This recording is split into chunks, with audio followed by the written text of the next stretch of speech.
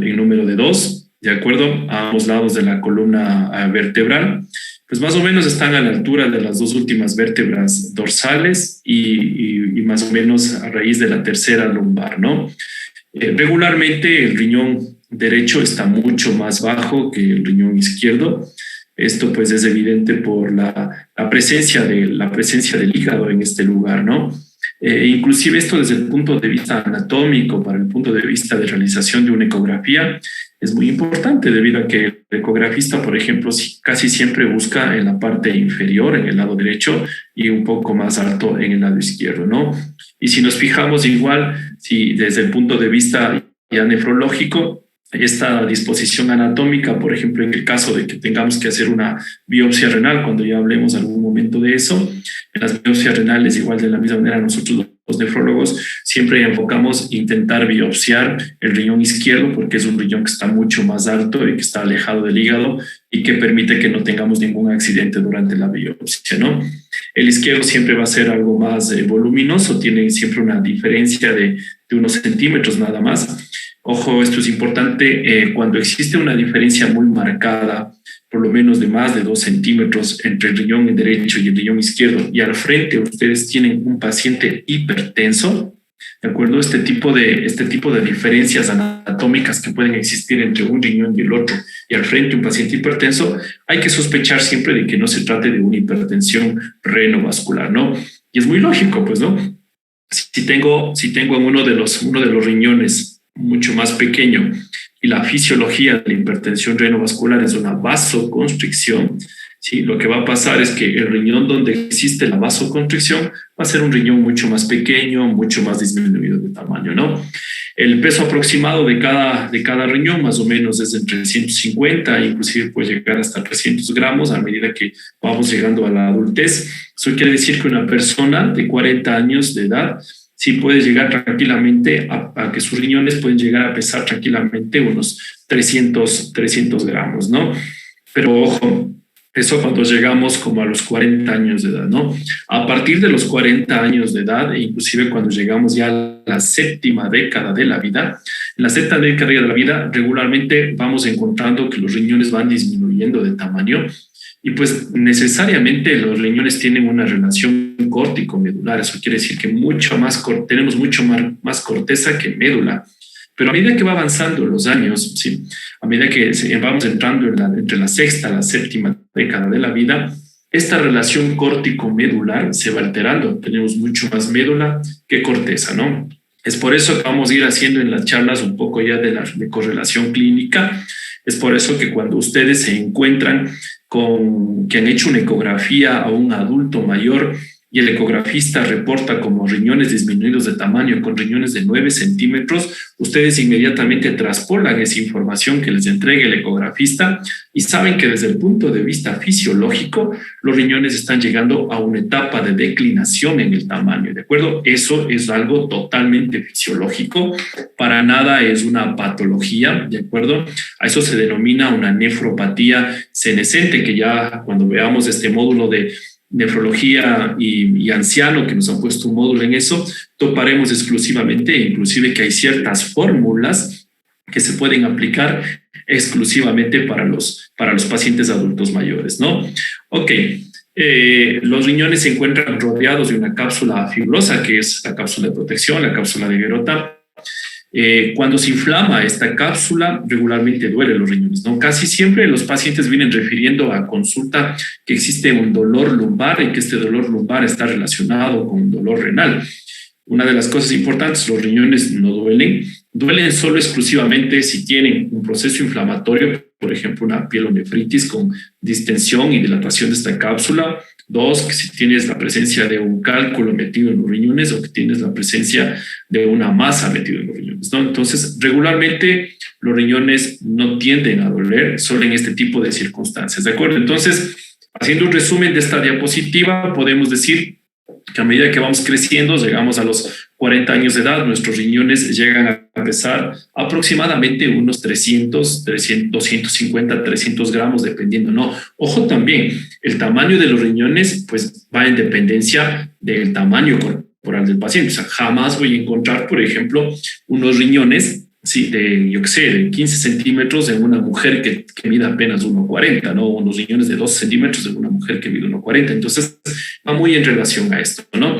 Otra de las cosas importantes cuando nos encontramos, por ejemplo, con riñones mucho más grandes de lo habitual. Por ejemplo, ahora mismo tenemos un paciente en el hospital que tiene 70 años de edad con una insuficiencia renal crónica de una etiología no determinada. Hasta ahora no logramos determinar la etiología, vamos 2 días con el paciente, pero la ecografía demuestra que sus riñones son mucho más grandes de lo que deberían, de lo que deberíamos haber esperado para el paciente. Entonces, fíjense en esto, o sea, si fisiológicamente yo me voy a encontrar con unos riñones que han disminuido en algo su peso y han disminuido en algo su tamaño a medida que avanza la edad, pero ahora me encuentro con unos riñones grandes, de acuerdo, con una lesión renal aguda sin establecerse una causa específica y con riñones grandes, hay que ir pensando que de pronto esta lesión renal aguda no puede ser producto de la causa de depósitos o depósitos de proteínas, de, por ejemplo, amiloidosis para proteínas, ¿no? Entonces, este tipo de cosas es importante tomarlo en cuenta al momento ya de hacer esta traspolación desde el punto de vista anatómico, fisiológico, ya a la parte fisiopatológica de una enfermedad, ¿no? Ok, vamos a ver, Heidi, ¿qué pasa? Heidi está ahí, ¿no? Qué pasa con los riñones cuando vamos envejeciendo? Bueno, cuando vamos envejeciendo se invierte lo que es la relación córtico-medular. Es decir, a partir de la sexta o séptima década de vida vamos a tener más médula que corteza. Perfecto, perfecto, Lady. Estamos atentos, Lady, ¿sí? Bueno, continuemos, ¿sí? ¿Cómo se divide realmente los riñones? Siempre hay que recordar que los riñones están divididos en una corteza, ¿sí? La parte de afuera, lo que ustedes ven acá afuera, y la médula, ¿no? La corteza más o menos tiene 1 centímetro de grosor y es de un aspecto granuloso. Y de aquí, en esta parte de la corteza, es donde se encuentran los glomérulos, por favor, ¿sí? Inclusive cuando queremos nosotros tomar una biopsia renal, por ejemplo, y estamos pensando en que el paciente tiene una glomerulonefritis es un daño en los glomérulos, una inflamación de los glomérulos, una alteración, una glomerulopatía. La persona que toma la biopsia renal tiene que ser muy exacta e intentar tomar sobre todo de la corteza renal, si mi investigación es de una glomerulonefritis, pero si yo pienso, por ejemplo, que se trata de una nefritis intersticial, pues tendré que tomar una muestra un poco más profunda porque quiero tomar más túbulos que corteza, ¿de acuerdo? Entonces todo depende mucho de eso, ¿no? Y la médula, fíjese en la médula como está acá en el gráfico, pues contiene las pirámides de Malpighi. Estas pirámides de Malpighi tienen, pues, son pirámides, su vértice se encuentra en la parte central y su base, pues, direccionada, pues, prácticamente hacia la corteza renal, ¿no? Así se divide el riñón, se divide en una zona medular y una zona de corteza, ¿no? Desde el punto de vista fisiológico, esta división es muy importante porque desde el punto de vista anatómico, pues en la corteza se alberga la mayor parte de glomérulos. Esto no quiere decir que en la médula tampoco no se alberga glomérulos, pero en menor cantidad, ¿no? Y en la médula se alberga la mayor parte, pues los túbulos renales, ¿no? Y desde el punto de vista fisiológico, esto es importante debido a que la corteza es mucho más oxigenada que la médula. Por ejemplo, cuando hablemos de nefropatía inducida por contraste, el paciente recibe un contraste iodado y posterior al contraste iodado desarrolla una lesión renal aguda, la fisiología de la lesión renal aguda asociada al contraste es inclusive una vasoconstricción y donde más se afecta no es en la corteza, sino se va a afectar exclusivamente en la médula, porque la médula es mucho más hipooxigenada, o sea, hay una disminución de la oxigenación en relación a la corteza renal, ¿de acuerdo? Entonces, igual esto hay que traspolarlo a la condición clínica de cada paciente. ¿Cómo se encuentra irrigado? Pues los riñones, pues en la parte central nosotros tenemos el pedículo, ¿sí? Este pedículo está distribuido por arteria, vena y la vía urinaria, ¿no? Regularmente, casi siempre la vía urinaria se encuentra en la parte posterior, ¿sí? Luego viene la vena y luego la arteria renal, que posteriormente se va a dividir apenas entra en contacto ya con la médula, se va a dividir en arterias principales, interlobulares, interlobulizares y las arcuatas, ¿sí? Cada una de estas tienen un recorrido y una característica. Y es por eso que cuando realizamos inclusive una ecografía Doppler renal para verificar si nuestros pacientes se encuentran ya con un daño renal parenquimatoso, el ecografista lo que hace es insonar o colocar el ecógrafo primero en la arteria principal, posteriormente en las interlobares, interlobulizares y en las arcuatas, trata de insonar y darnos unos índices de resistencia. Estos índices de resistencia regularmente están entre 0,6 a 0,7. Todo índice de resistencia que supere los 0,7 significa que el paciente tiene ya algún daño renal. Es evidente, pues, a medida que va pasando la sangre, si al frente nos encontramos con un órgano dañado, tiene que existir una mayor fuerza, ¿sí? Una mayor capacidad, o por lo menos tiene que ejercer una mayor fuerza. En este caso, la vasculatura, la arteria interlobar, la arteria interlobular o la arcuata, tiene que ejercer mayor fuerza para perfundir este riñón que se encuentra ya fibrosado o este riñón que se encuentra alterado. Caso contrario, si tenemos al frente unos riñones de unas características especiales, sin ninguna novedad especial, pues prácticamente perfunde, hay una perfusión y como no existe daño parenquimatoso, este índice de resistencia es muy bajo porque no se encuentra al frente con una presión muy aumentada por un daño renal ya establecido, ¿no? Cuando necesitamos investigar, por ejemplo, que nuestro paciente está o tiene una hipertensión renovascular, desde el punto de vista ecográfico, el ecografista lo que hace es intentar insonar o evaluar la arteria renal, ¿de acuerdo? Evalúa una cosa que se llama los picoflujos sistólicos. Por ejemplo, supongamos que aquí hay una estenosis en la arteria renal.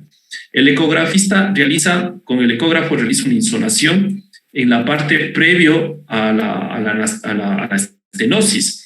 Entonces, este lugar donde se encuentra la estenosis va a generar un aumento de las velocidades sistólicas y aquí es donde se encuentran este aumento de las velocidades sistólicas y esto puede traducirse como hipertensión renovascular, ¿no? Una de las confusiones importantes o una de las confusiones que casi siempre se presenta y que inclusive con mis exalumnos de posgrado, ellos lo que hacían cuando hablábamos de hipertensión renovascular, me presentaban los casos, ellos me presentaban con índices de resistencia muy altos acá. Y siempre decían que posiblemente este paciente tiene una hipertensión renovascular porque sus índices de resistencia están muy altos. Esto es un error común, por favor, que quiero que ustedes también lo vayan desterrando.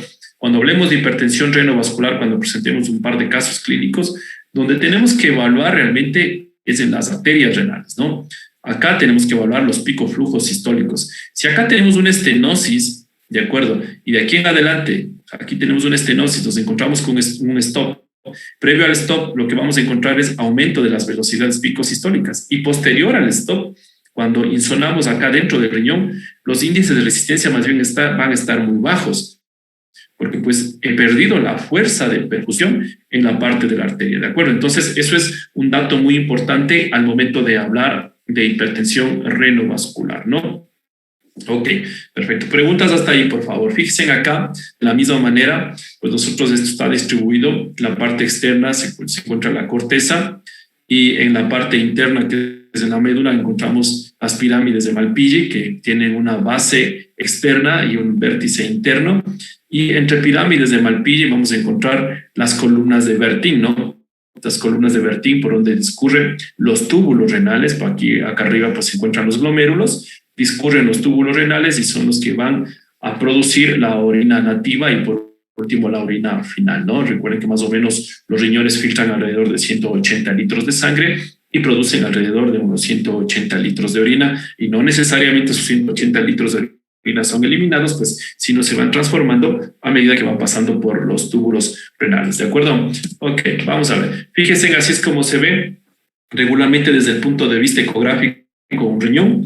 Y a eso tienen que acostumbrarse en algún momento a ver, no solo intentar ver lo que reporta el ecografista. La parte blanca que ustedes ven en el centro, ¿sí? Es la médula y la parte externa es la corteza, ¿no? ¿De acuerdo? Ok. La parte externa es la corteza. Una de las características que nos permite saber cuando los riñones tienen una relación córtico-medular adecuada es que la parte central se encuentra totalmente blanca y la parte externa negra, ¿no? A eso se denomina una relación córtico-medular mantenida. Veamos un ejemplo, vamos acá donde está. Veamos un ejemplo Acá tenemos un ejemplo, por ejemplo, de los riñones totalmente alterados en su estructura, totalmente que no guardan relación córtico-medular. Por ejemplo, fíjense acá. ¿Sí? Acá tenemos el riñón derecho, acá arriba está el hígado, ¿de acuerdo? Y si ustedes se fijan, el riñón derecho, ¿sí? Prácticamente no tiene médula en el centro.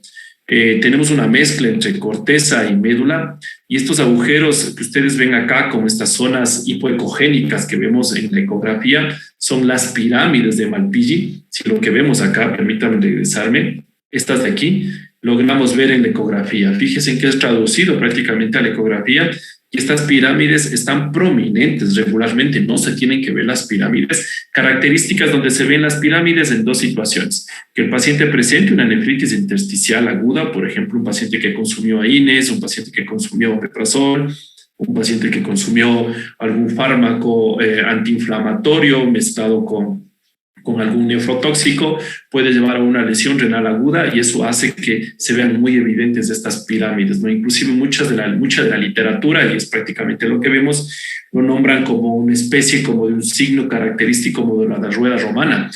¿Recuerdan ustedes, no sé si han visto las películas de los coches romanos, las películas romanas con estos coches de madera? Estos coches de madera tienen un halo, ¿sí? Y en el centro pues tienen muchas líneas con unos agujeros centrales. Entonces más o menos asemeja eso desde el punto de vista ecográfico, ¿no? Fíjense ahora en el otro lado, en este otro riñón, ¿no? Este riñón de la misma manera tiene igual unas características totalmente distorsionadas. Ya no encontramos la típica relación corteza-médula, como ven acá ustedes en las flechas. Pues acá encontramos ya una alteración de la relación córtico-medular, ¿no? Y vamos a ver. Una de las cosas importantes, siempre que intentamos comparar desde el punto de vista ecográfico si existe alguna alteración de la relación córtico-medular o alguna alteración de la ecogenicidad, así se denomina esto, siempre comparamos con el hígado. Fíjense, por ejemplo, en la primera gráfica, acá arriba está el hígado, ¿no? Acá arriba está el hígado y acá abajo está el riñón. Siempre el riñón es más hipoecogénico que el hígado. Eso quiere decir que es mucho más negrito, de acuerdo, que el hígado, ¿no? Y fíjense acá, por ejemplo, en la lámina de acá abajo, esta lámina es de un paciente con enfermedad renal crónica avanzada. Acá tenemos ya, pues prácticamente la ecogenicidad se parece o es muy similar a la del hígado, ¿no? Ok, perfecto. Vamos a ver, avancemos un poquito. En relación a la parte arterial, lo comenté ya en la diapositiva anterior. Fíjense ustedes, pues los riñones están irrigados por las arterias renales. Estas arterias renales, pues automáticamente apenas entran en contacto con la parte medular, con la parte del ilio, van a tener algunas ramificaciones, ¿no? Y se van a dividir, por ejemplo, en arterias interlobares, como ven acá ustedes. Posteriormente, estas arterias interlobares van a dividirse en arterias interlobulares, que son las que están discurriendo entre las columnas entre las columnas de Bertin. Y después de las columnas de Bertin llegan prácticamente a la base de las pirámides de Malpighi, y en la base de las pirámides de Malpighi se transforman en las arterias arciformes o en las arterias arcuatas. De ahí en adelante, de las arterias arciformes o arcuatas, pues lanzan las arteriolas aferentes, que es la arteriola de entrada hacia el ovillo glomerular, forma el ovillo glomerular, regresa como arteriola eferente, y posteriormente nuevamente vuelven a formar vénulas y el retorno nuevamente a la circulación sanguínea, ¿no?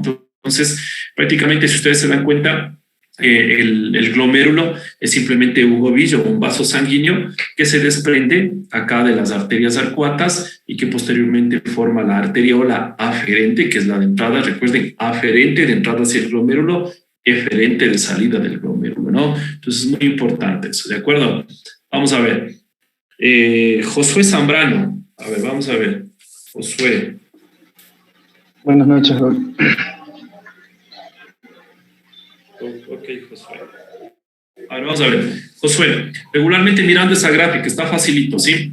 Una vez que la arteria renal toma contacto ya con el ilio, ¿cómo se dividen las arterias, la arteria renal regularmente?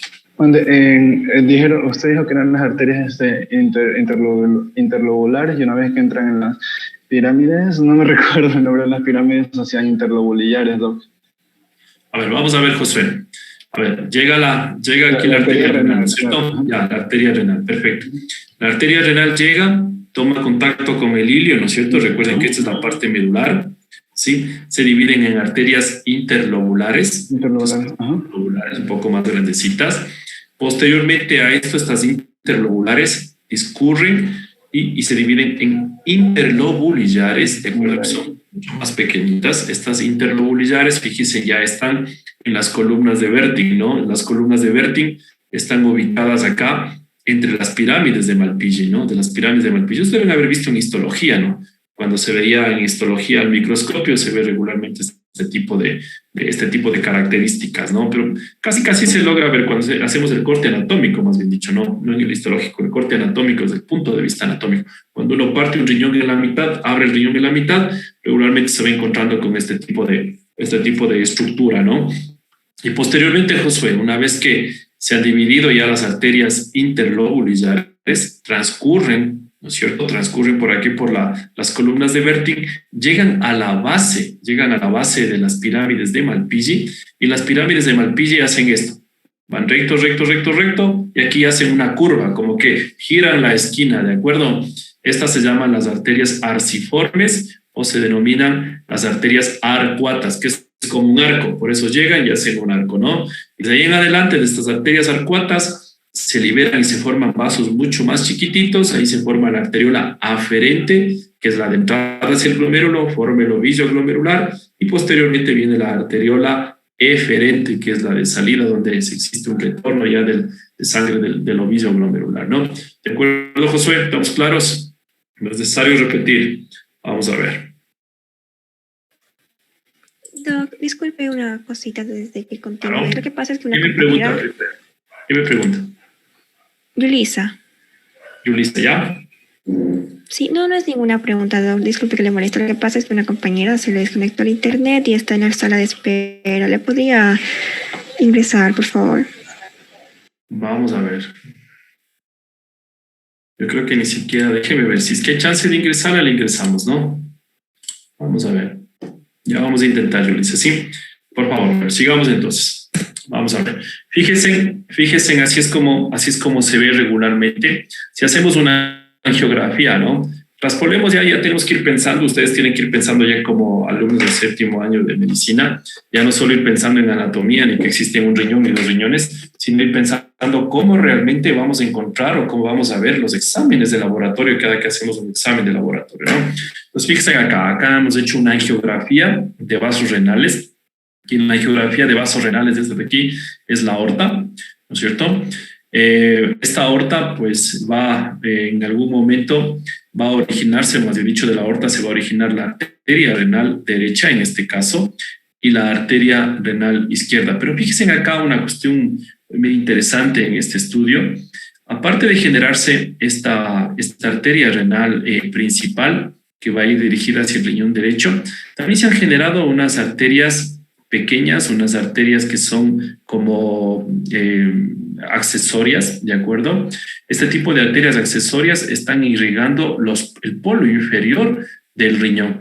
Entonces, eso quiere decir, por ejemplo, en este estudio, que aquí viene la sangre por acá, ¿no es cierto? Se ha generado el nacimiento de la arteria renal izquierda principal. Esta arteria renal izquierda principal, fíjense, se está dividiendo en arteria renal anterior y posterior, y mucho más allá, desde el mismo casi lugar, diría yo, del mismo nacimiento de la arteria renal derecha, están haciendo una arteria accesoria. Eso es muy importante, por ejemplo, desde el punto de vista de trasplante renal. ¿Por qué desde el punto de vista de trasplante renal? Por ejemplo, cuando se hace una extracción de un riñón en un paciente que va a ser donante vivo, yo que sé, un hijo le va a donar a su madre o su madre va a donar a uno de sus hijos, el cirujano vascular tiene que ser muy hábil como para intentar extraer, por ejemplo, este riñón derecho y al mismo tiempo respetar tanto la arteria renal, dejar un buen espacio de la arteria renal y derecha y al mismo tiempo respetar también esta arteria accesoria. ¿Por qué? Porque esta arteria accesoria, fíjense, va a tener que hacer igual una incisión aquí y una incisión acá. Porque la arteria accesoria en este caso, si yo retiro totalmente, o cuando hacíamos, por ejemplo, recordarán ustedes como en anatomía, ¿no? cuando íbamos al anfiteatro en la anatomía, no sé si todavía ustedes siguen yendo al anfiteatro, me imagino que sí. Lo que no sabíamos que era, lo volábamos, ¿no? Entonces no puede hacer esto el cirujano vascular, ¿sí? El cirujano vascular tiene que mantener esta arteria con el fin de que al momento de hacer una cirugía previa a la implantación del riñón, el cirujano vascular lo que hace es tomar esta arteria y unirla a la arteria principal para que una vez que ya se encuentre anastomosado el riñón en el receptor, llega por acá la sangre y al mismo tiempo, como dice un puente, va a pasar sangre a la parte superior y a la parte media del riñón y al mismo tiempo pues va a pasar sangre al polo inferior, ¿no? Porque si esto no hace el cirujano vascular, después del trasplante renal puede ser que esta parte inferior, estamos viendo acá esta parte inferior, sufra una trombosis y una isquemia. Y esto puede llevarle inclusive a la pérdida del injerto del paciente, ¿no? Igual de la misma manera, acá observamos, por ejemplo, en el riñón izquierdo, ustedes fíjense, existe una arteria renal izquierda. Esta arteria renal izquierda pues irriga gran parte de la parte media y la parte superior del riñón. Y acá igual de la misma manera tenemos una arteria accesoria, ¿no? Entonces estas son como las variantes anatómicas que nos podemos ir encontrando en los pacientes renales, ¿no? Y sobre todo, por ejemplo, cuando hacemos estudios para trasplante. Ok. Y esta, ¿a qué se les parece esta imagen, por ejemplo? Vamos a preguntar a alguien. Pero, a ver, Gabriela Barahona, yo quiero solo que intente traspolar esta imagen a un arbolito. A ver, ¿a qué se le parece esta imagen de aquí? Lo azul y todas estas de acá. ¿Qué le parece? El azul inferior parecería el tallo del árbol. ¿Cierto? Ajá. Las azulitas que son más abiertas son como unas V, parecen unas ramas gruesas y las rojitas parecerían hojas. Exacto. Esto se denomina el signo de bonsai. ¿Sí o no que parece un bonsai? ¿No es cierto? Entonces, cuando hacemos una ecografía Doppler, mire que estoy intentando que ustedes ya hagan una asociación entre la parte anatómica en sí, cómo se encuentra el riñón y qué es lo que van a encontrar en los estudios de laboratorio, en este caso en los estudios de imagen, ¿no? A ver, vamos a ver, Jorge, por ahí anda Jorge, ¿sí? Primero describamos, por ejemplo, si habíamos dicho que en la ecografía se tiene que ver unas características especiales en médula y corteza, ¿qué diríamos, por ejemplo, de esta lámina que se encuentra acá abajo, esta de aquí? ¿Cómo se encuentra el riñón en la relación médula-corteza y en su ecogenicidad? Disculpe, hay dos Jorges, me parece. Jorge Páez.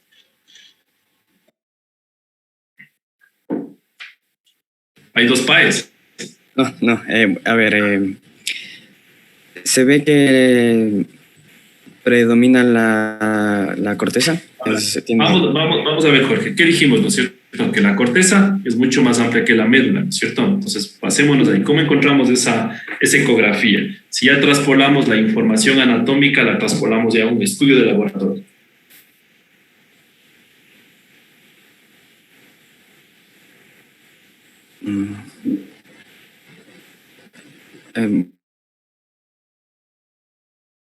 Mal de pronto la corteza. Exacto, es un poquito más grande la corteza, ¿no? Que la médula, ¿sí? Esto es una característica normal. Esto quiere decir que guarda una relación córtico-medular adecuada, ¿no es cierto? Esta relación córtico-medular adecuada es característica porque la corteza es mucho más grande que la médula, ¿de acuerdo? ¿Cuántas veces ustedes han escuchado el término de relación córtico-medular mantenida en un estudio reportado por un ecografista? ¿Cuántas veces, Jorge? ¿O no? ¿No? Sí, empecé a escucharlo con usted, doctor. Bueno, tal vez sí una que otra vez antes, pero no he estado familiarizado con ese tema. Exacto, cuando ya comiencen a hacer sus prácticas hospitalarias y estas cosas pasen y puedan ustedes inclusive ir al hospital, recuerden ustedes, cuando hablamos de relación córtico-medular adecuada, significa que la corteza es mucho más amplia que la médula, y eso quiere decir que ecográficamente los riñones guardan una característica correcta. Pero si el ecografista, por ejemplo, me retorno un poquito, habla de una alteración de la relación corteza medular, inmediatamente lo que quiero que ustedes traspolen es esta alteración de la corteza médula. Significa que ya no tengo mucha corteza y que tengo de pronto mucho más médula y que ya no existe esta relación fisiológica entre la corteza y la médula. ¿De acuerdo, Jorge? Eso es importante para todos, ¿no? Ya cuando entremos en la parte de prácticas hospitalarias, si escuchan ustedes automáticamente relación córtico-medular correcta, significa que el eco es normal. Pero si escuchan relación córtico-medular alterada, significa que la corteza disminuyó de tamaño. En este caso, lo que estoy señalando acá, la corteza es mucho más pequeña y la médula es mucho más amplia, ¿de acuerdo? Esto es un fenómeno propio de los adultos mayores, pero en el adulto mayor de uno de los 80 años yo puedo ir encontrando esto. Pero en un joven, por ejemplo, de unos 20 o 25 años, que encuentre una alteración córtico-medular, significa que este paciente puede ser que tenga ya una enfermedad renal crónica establecida, ¿no? ¿De acuerdo? Entonces, bueno, vamos acá en la parte inferior de la ecografía. Si traspolamos, por ejemplo, esto de aquí, de la anatomía, fíjense, aquí se encuentra el tallo, tal como lo dijo Gaby, ¿no es cierto? Se encuentra el tallo, se divide en la arteria interlobular, las interlobulares, ¿no es cierto? Y las arcuatas. De la misma manera podemos ir encontrando en el estudio ecográfico. Ojo, aquí una cosa nomás importante, para que no se confunda. Lo azul no significa que es vena y lo rojo no significa que es arteria en la ecografía Doppler. Esta es una ecografía Doppler. Lo de acá es una ecografía simple y normal. Acá le hemos puesto un Doppler para poder ver la parte vascular del riñón, ¿no? Entonces, azul significa nada más que la sangre se acerca al transductor. ¿Cuántas veces han visto es que cuando hacen un eco se coloca el transductor, ¿no es cierto? Se coloca en un modo Doppler, eso significa que la sangre se está acercando al transductor, nada más. Y rojo significa que la sangre se está alejando del transductor. Entonces, hay inclusive una mnemotecnia que se llama BARD, así como Bart Simpson, que blue se acerca y red se aleja, ¿no? Entonces, eso nada más. Es importante que ustedes lo tengan en cuenta. No necesariamente lo azul y lo rojo significa que es arteria y vena, ¿no? Por ejemplo, fíjense en acá. Acá tenemos el tallo, ¿no es cierto? El tallo de la arteria renal. Acá está el tallo de la arteria renal, tal como les decía Gaby, ¿sí? Posteriormente a esto se divide en arterias interlobulares. Siguen las arterias interlobulares y acá encontramos las arcuatas. Después de las arcuatas venían ya la arteriola aferente, que es la de entrada al ovillo, y después de eso la arteriola eferente, ¿no? Pero esa es bien difícil que logremos ver en una ecografía, así que lo único que vamos a ir logrando ver siempre en la ecografía es la arteria principal, ¿de acuerdo? Las interlobulares, las interlobulares, y así siendo muy imagenólogo, diría yo, imaginándose mucho, posiblemente logremos ver las arcuatas, ¿no? Preguntas, chicos, ¿alguna duda que tengan hasta aquí de la materia? ¿Nada? Perfecto, vamos a ver. Sí, continuemos. ¿Cómo está inervado los riñones? Pues regularmente está inervado por dos sistemas, ¿no? Un sistema simpático y un sistema nervioso autónomo. El sistema simpático regularmente lo que regula es el suministro sanguíneo de sangre, y el sistema autónomo regula la producción renal de orina. Eso quiere decir que el sistema simpático se encarga de que exista o vasoconstricción o vasodilatación. Por ejemplo, ¿qué pasa, por ejemplo, cuando un paciente se deshidrata? Un paciente se deshidrata regularmente, lo que hace el riñón principalmente lo que hace es dejar de orinar. Sí, ese es inclusive uno de los signos de deshidratación, ¿no es cierto? Entonces, el riñón inteligentemente lo que hace el paciente está deshidratado, comienza a dejar de producir orina, se generan estos fenómenos o estas respuestas neurosimpáticas o respuestas simpáticas. Estas respuestas simpáticas, ¿qué es lo que hacen? Producir un fenómeno de vasoconstricción, ¿de acuerdo? Y estos fenómenos de vasoconstricción hacen que disminuya la producción de orina. Entonces, falsamente se genera un feedback cuando hay una disminución de la producción de orina. El paciente es como que estuviera muy seco y el riñón se va quedando con una cantidad de agua para que el paciente deje de orinar, ¿no? Un paciente que llega deshidratado, por ejemplo, a la emergencia, ha tenido 2, 3, 4 días de diarrea o de vómito, este paciente llega con una disminución del gasto urinario. Una de las preguntas que regularmente ustedes van a hacer es que si el paciente ha disminuido su volumen urinario. Disminuye el volumen urinario, ustedes inician hidratación con soluciones cristaloides. Al iniciar su hidratación con soluciones cristaloides, en pocas horas el paciente comienza a orinar y eso inclusive es una muy buena respuesta para que ustedes vayan chequeando la respuesta renal que tiene el paciente después de la carga de volumen que va a tener después de un tiempo, ¿no? Entonces, fíjense en que automáticamente ahí entra en juego estas activaciones simpáticas, sobre todo de las neuronas simpáticas, ¿no? Y relacionado sobre todo al sistema nervioso autónomo, regula mucho ya la producción de orina, y eso también depende mucho del estatus hídrico de cada paciente e inclusive depende de muchas condiciones del paciente, ¿no? Por ejemplo, un paciente que tenga un traumatismo cráneoencefálico.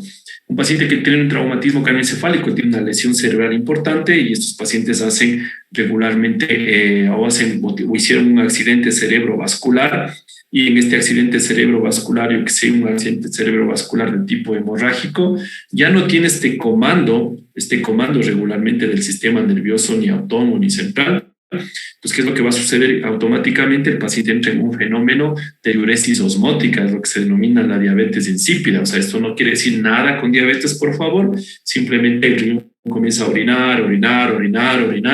Hay pacientes que inclusive llegan a orinar entre 4 a 5 a 6 litros dentro de 4 a 6 horas. Entonces, estos son fenómenos de tipo netamente simpáticos y autónomos, ¿no? Es por eso que en este tipo de pacientes que tienen traumatismos cráneoencefálicos, lo que vamos cuidando es que estos pacientes no tengan un exceso de diuresis, ¿ok?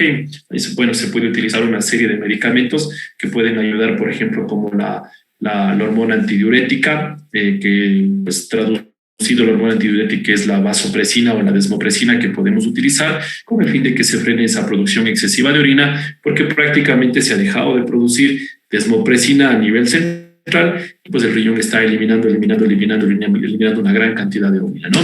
Ok. Esto es importante acá. No lo digo yo porque soy nefrólogo, sino pues los riñones son los órganos más importantes. Me imagino que cuando hablan con el cardiólogo también les dice que el corazón es lo más importante. Y cuando hablan con el proctólogo, me imagino que les dice que el recto es lo más importante del cuerpo, ¿no es cierto? Algo así debe suceder. Entonces, fíjense que los riñones pues prácticamente son unos órganos muy importantes, y no necesariamente por el hecho de que producen orina y eliminan tóxicos, sino que producen una serie de funciones tanto metabólicas, de alteración, de control del metabolismo óseo-mineral, del control del metabolismo hídrico, del control del equilibrio ácido-base, ¿no? Pues los riñones reciben aproximadamente un flujo sanguíneo pesan primero 300 gramos cada uno casi, y reciben un flujo sanguíneo importante, más o menos alrededor de un flujo sanguíneo de 420 ml minuto por cada 100 gramos de peso de cada uno de los riñones, ¿no? Tienen una tasa de consumo, si ustedes se fijan, una tasa de consumo de alrededor de 267 unidades milosmoles minutos por cada 100 gramos, ¿no? Fijémonos, por ejemplo, en otro órgano, ¿no? El corazón. El corazón, un peso más o menos muy aproximado al de los riñones, pero fíjense en la tasa de consumo de sangre en ml minuto es inferior realmente a la de los riñones. ¿Cuál se puede parecer por aquí? Medio por allí el corazón o el cerebro pueden estar un poco más altos, pero los riñones tienen una tasa de consumo, o por lo menos una irrigación mucho mayor, un flujo sanguíneo mucho mayor que la mayor parte de órganos, ¿no? Inclusive la piel, que es el órgano mucho más grande, el más grande, más bien dicho, que tenemos en el componente del cuerpo, pues no llega a tener el flujo sanguíneo como tiene cada uno de los riñones, ¿no? Esto dado porque definitivamente pues, los riñones tienen varias funciones, como vamos viendo más adelante, ¿de acuerdo? Ok.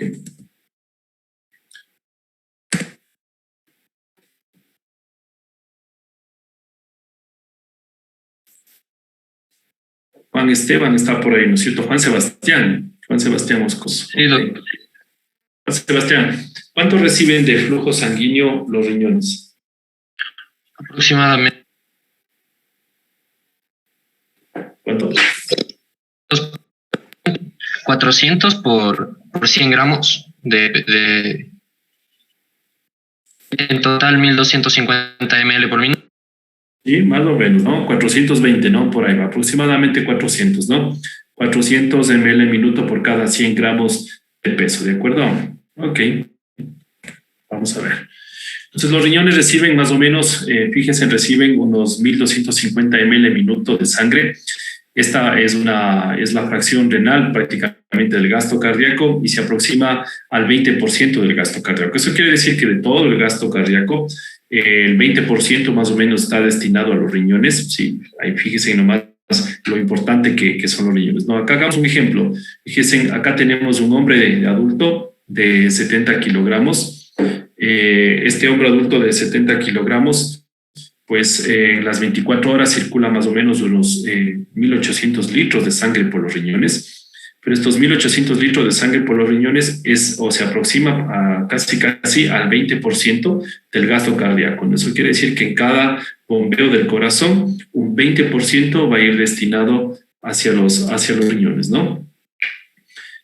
¿Cuál es la unidad funcional del riñón? Siempre es el glomérulo, ¿sí? Ahí es donde se van a desarrollar la mayor parte de funciones que tienen los riñones, ¿sí? Es la unidad primordial, es la unidad que se encarga de crear la orina primitiva, es la orina que prácticamente los 18 litros y un poco más que se producen durante el día, inclusive puede llegarse a producir hasta 150 litros en el día, pero es una orina netamente primitiva, ¿no? Aquí es donde se produce por ultrafiltración, se produce la orina y prácticamente para que este glomérulo funcione necesita una presión adecuada. Eso quiere decir que necesitamos por lo menos una presión arterial sistólica por lo menos entre 60 milímetros de mercurio. ¿A qué me refiero esto si lo traspolo al punto de vista clínico? Un paciente que se encuentra chocado, un paciente que se encuentra hipotenso, automáticamente deja de producir orina. En el ejemplo anterior, por ejemplo, lo hemos dicho, un paciente que llega deshidratado a la emergencia, llega con choque, llega hipotenso. Estos pacientes regularmente disminuyen su presión arterial y al disminuir su presión arterial, pues disminuye la presión arterial sistólica. Si yo no tengo buena presión arterial sistólica, difícilmente voy a poder realizar la ultrafiltración y difícilmente le voy a poder otorgar la cantidad o la presión arterial sistólica correcta para que el glomérulo realice los procesos de ultrafiltración y producción de orina, ¿no? En cada uno de los glomérulos, más bien dicho, que es la unidad funcional del riñón, se produce alrededor de 100 ml minuto de orina. Eso quiere decir que, por lo tanto, en el día una persona casi está produciendo alrededor de 150 litros de orina diaria, ¿no? Entonces, estos 150 litros de orina diaria es netamente la orina nativa del paciente. Y después de eso, pues pasa del glomérulo al túbulo proximal, al asa de Henle, a la asa gruesa, a la asa delgada, túbulos contorneados distales, túbulos colectores, para que se vaya produciendo los mecanismos de eliminación de agua, absorción de agua, eliminación de electrolitos y se produzca pues ya la orina definitiva, ¿no? Entonces, ojo con eso cuando yo les pregunte de pronto cuál es la unidad funcional de los riñones. La unidad funcional de los riñones va a ser el glomérulo, ¿no? Es importante, es una pregunta clave, inclusive preguntas de evaluación. Ok, entonces acá les presento el glomérulo. Fíjense en cómo está constituido el glomérulo. ¿Sí? Acá, pues el glomérulo está constituido por la arteriola aferente. Vamos a ver, estaban atentos. Camilo Chontasi. Camilo, esta arteriola aferente que se encuentra acá, ¿de dónde venía la arteriola aferente? De las arcuatas, doc. Perfecto. Entonces, si recordamos, ¿no es cierto? Miren, ya vamos prácticamente yendo a la parte microscópica del riñón, ¿no? Llegaba la arteria renal, esta arteria renal se dividía en interlobulares, interlobulillares, ¿no es cierto? Arcuatas, y posteriormente se iba generando la arteriola aferente, ¿no? Entonces, fíjense que esta arteriola aferente ingresa, hace una especie como de ovillo, si recuerden ustedes como este ovillito de lana que tenían las abuelitas, se genera un ovillo regularmente. Y este ovillo, una vez que se genera un ovillo, genera o más bien dicho, da a luz o más bien dicho, da el nacimiento de una arteria, que es la arteriola eferente, es la arteriola de salida, ¿sí? Cuando uno estudia regularmente, uno piensa que por una parte entra la sangre a la arteriola eferente, se genera una especie de ovillo y por el otro polo se elimina la sangre del glomérulo. Pero no, fíjense por acá ustedes, entra la sangre, ¿no es cierto? Se genera un ovillo, ¿sí? Y posteriormente en el mismo sitio, casi muy cercano a la arteriola de entrada, se encuentra la arteriola eferente, ¿no? Entonces, si hablamos y queremos dividir, por ejemplo, este glomérulo en polos, es importante que hablemos desde el punto de vista ya histológico. Se denomina esto el polo vascular del glomérulo y a esto se denomina el polo tubular del glomérulo, ¿no? Es importante, por ejemplo, en enfermedades como la glomerulosclerosis focal y segmentaria, que es un tipo de glomerulopatía, cuando el patólogo nos entrega los informes, siempre nos comenta y nos dice, mire, existe una esclerosis a nivel del polo tubular. Entonces usted dice, a nivel del polo tubular, ya, ok. A nivel del polo tubular, pues se encuentra muy opuesto muy opuesto al polo vascular, ¿no? Ok, listo. Entonces, así es como se forma el glomérulo en sí. Una vez que se forme el ovillo, este glomérulo tiene que tener un espacio que se respete, por ejemplo, entre la cápsula y el espacio glomerular. A esto se denomina el espacio de Bowman. Aquí es donde se va a generar la orina primitiva y posteriormente ya pasa al espacio tubular, ¿no? Este de acá es el túbulo contorneado proximal y aquí es donde se va a hacer prácticamente el mayor trabajo del glomérulo, ¿no? Aquí es donde se desarrolla la mayor parte de mecanismos de absorción, mecanismos de eliminación, de electrolitos, de orina, inclusive desde el punto de vista nefrológico, nosotros podemos saber en qué lugar está la lesión, si la lesión está en el túbulo proximal o la lesión está en el túbulo distal, ¿de acuerdo?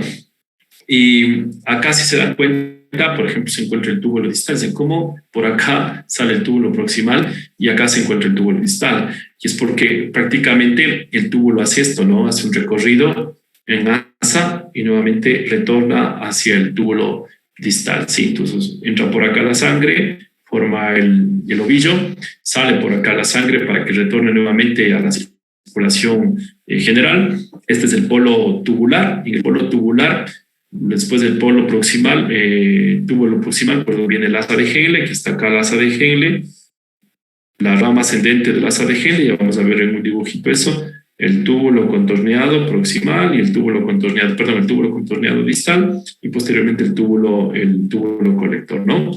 Ok. Esto es lo que se ve desde el punto de vista histológico, no necesariamente se ve así, muy bueno fuera que se vea así, ¿no? Se ve así, ¿de acuerdo? Entonces yo les voy a ir dirigiendo un poco. En la parte central tenemos el glomérulo. Lo que ustedes ven, por ejemplo, en estas líneas con un color mucho más tenue, es prácticamente lo que ha ido recorriendo. Por ejemplo, acá tenemos el polo, este es el polo vascular, por aquí entra la arteriola aferente, hace el ovillo, genera el ovillo y posteriormente tenemos la arteriola eferente, ¿no? Entonces, esta es la cápsula de Bowman, ¿de acuerdo? En la cápsula de Bowman se encuentra alejado de este penacho glomerular. Entre la cápsula de Bowman y el penacho glomerular, pues se encuentra un espacio en blanco que ustedes ven aquí. Este es el espacio de Bowman o el espacio urinario, ¿no? Alguna literatura lo denomina como el espacio urinario, ¿de acuerdo? Entonces, y al mismo tiempo acá tenemos el espacio urinario, ¿no? Entonces, así es como se ven alrededor de este glomérulo que ustedes ven acá desde el punto de vista histológico, se encuentran muchos túbulos, ¿sí? Estos, por ejemplo, a medida que las células se van haciendo más chiquitas, estamos hablando de túbulos contorneados distales, y acá, por ejemplo, en estas células que son muy, muy altas, que casi no se logra ver espacios entre célula y célula. Por ejemplo, fíjense acá lo vemos como una especie como de anillo. No sé si alguna vez han visto ustedes los rulimanes, ¿sí? Entonces esto se asemeja a un rulimán, ¿sí? Con un agujero central. Estos son túbulos distales. Y fíjense acá, casi no tenemos un espacio central. Estos son túbulos proximales, ¿no? Entonces, así uno logra determinar en la biopsia cuánto estamos frente a un túbulo distal y un túbulo proximal, ¿sí? Aquí está el glomérulo y acá se encuentra otro. Fíjense acá arriba donde estoy señalando, ¿no? Más o menos a las 11. Sí, no, sí. No, perdón, a la 1. A la 1. Siempre se divide una biopsia renal, dividimos por horas, ¿no? Aquí estamos en el 12 y acá estamos en la 1, ¿no? A la 1 encontramos otro glomérulo. Acá encontramos el espacio de Bowman, ¿de acuerdo? La cápsula de Bowman, ¿sí? Y el ovillo glomerular, ¿no? Y muchos túbulos que se encuentran localizados en la parte periférica del glomérulo. Ok, así es como se ve regularmente en una biopsia renal. Sí, vamos a ir de a poco y chequeando cómo vamos a ir chequeando cada uno de los túbulos, ¿no? Esto es importante cuando hablemos ya de glomerulopatías. Recuerden que cuando hablamos de glomerulopatías, hablamos de que un paciente puede tener proteínas en la orina o sangre en la orina, ¿no? Entonces, acá si traspolamos y hacemos una imagen mucho más grande, aquí, por ejemplo, estaban los podocitos, ¿no? Entonces, aquí eran los podocitos. Si traspolamos acá, este es un podocito. O de aquí. Todo esto es un podocito, ¿no? Y esto de aquí son unos espacios podocitarios. Estos espacios podocitarios tienen que estar prácticamente con un espacio ligero y que permita realizar una especie de membrana de filtración. Eso quiere decir que estos podocitos que se encuentran distribuidos de tal manera tienen una membrana central. Fíjense aquí una membrana que une podocito con podocito, y esta membrana evita que se filtren proteínas o evita que se filtre otro tipo de sustancias que no deberían filtrarse durante el riñón. Una persona regularmente pierde alrededor de 140 miligramos de proteínas en el día. Eso quiere decir que si ustedes envían a hacer un estudio de 24 horas, esta persona va a perder regularmente hasta 140 miligramos, hasta 150 inclusive, dependerá mucho del laboratorio, pero ese es como el rango, 150 miligramos de proteínas en un galón de orina de 24 horas, ¿no? En las mujeres embarazadas esto puede elevarse, puede llegar inclusive, una mujer embarazada puede llegar a perder hasta 300 miligramos de proteínas en 24 horas, ¿sí? Entonces, por ejemplo, ¿qué pasaría vamos a ver, aquí más le preguntamos, ¿qué pasaría a Génesis? Génesis Lazo está por ahí, ¿sí? ¿Qué pasaría a Génesis si yo digo que aquí están los podocitos, ¿cierto? Y entre podocito y podocito existe una membrana que evita que se eliminen proteínas. Y pues enviamos a hacer un paciente un examen de proteínas en orina de 24 horas, un hombre de 20 años de edad, y retorna con el examen y lo encontramos con 1.200 miligramos de proteínas en la orina de 24 horas. ¿Dónde está el daño, Génesis? En nivel de las membranas, o sea, estos podocitos estarían alterados. ¿Tratarse de una podocitopatía? Ya, puede ser que sí, pero entre los podocitos existe una membrana de filtración, y esta membrana de filtración tiene una característica especial. La albúmina regularmente tiene una carga negativa, ¿sí? Entonces, esta carga negativa, regularmente esta membrana tiene una carga positiva. Entonces, eso quiere decir que carga negativa con carga positiva regularmente se repelen y evita que se eliminen proteínas. Pero si el paciente tiene 1.400 miligramos de proteínas, como ya hemos dicho, un joven de 20 años de edad, significa que el daño está ubicado aquí, ¿de acuerdo? En esta membrana de filtración. Si tiene, no pasa de 3 gramos, ya lo veremos, no quiero mezclarles mucho la información, pero podemos ir lanzando unas cápsulas. Si pasa de 3 gramos, se habla del síndrome nefrótico y se cumple algunas características más, como para síndrome nefrótico. Sin embargo, esto nos va a permitir hacer una investigación de que existe algún daño a nivel de los podocitos o algún daño a nivel de esta membrana de filtración. Por eso el paciente está eliminando proteínas, ¿no? Una cosa nomás especial acá: no necesariamente toda eliminación de proteínas que pase de 150 miligramos en 24 horas significa que es un tema netamente patológico. Existen unas proteinurias que son fisiológicas, por ejemplo, en el caso de ejercicio, en el caso de mujeres embarazadas o en el caso de fiebre. El paciente puede llegar inclusive a perder mucho más proteínas, puede llegar a perder inclusive hasta 200, 250 miligramos de proteínas, pero si el paciente se encuentra deshidratado, con fiebre, o se ha tomado la muestra, por ejemplo, después de haber hecho ejercicio, esto simplemente es una proteinuria de origen fisiológico. Hay que repetir esta proteinuria pasado unas 2 semanas, y si se vuelve a repetir esta proteinuria después de estar el paciente en un estado basal, mejor hidratado, sin haber hecho ejercicio, haber estado en reposo, pues esta ya es una proteinuria verdadera, ¿no? Ok, fijemos en la parte de acá abajo, por ejemplo, igual, de la misma manera. Aquí tenemos una membrana de filtración, aquí llega la sangre. Recuerden que lo de acá arriba es el glomérulo, es la unidad funcional del riñón. Por aquí entró la arteriola aferente, ¿no es cierto? Hizo el ovillo glomerular y luego pues tuvimos la arteriola eferente, ¿no? Aquí se encuentran como las proteínas que intentan ser filtradas en el plasma. Fíjese el peso de esta proteína, por ejemplo, de la albúmina, ¿sí? Esta proteína pesa alrededor de 60 kilodaltons. Es muy difícil que una proteína tan pesada como la albúmina, por ejemplo, logre atravesar estos poros de acá. Acá están los podocitos y estos poros difícilmente van a ser atravesados. Si nos fijamos nada más en el gráfico, ustedes pueden ver que la albúmina tiene un tamaño mucho mayor que estos poros o estas porosidades, ¿no?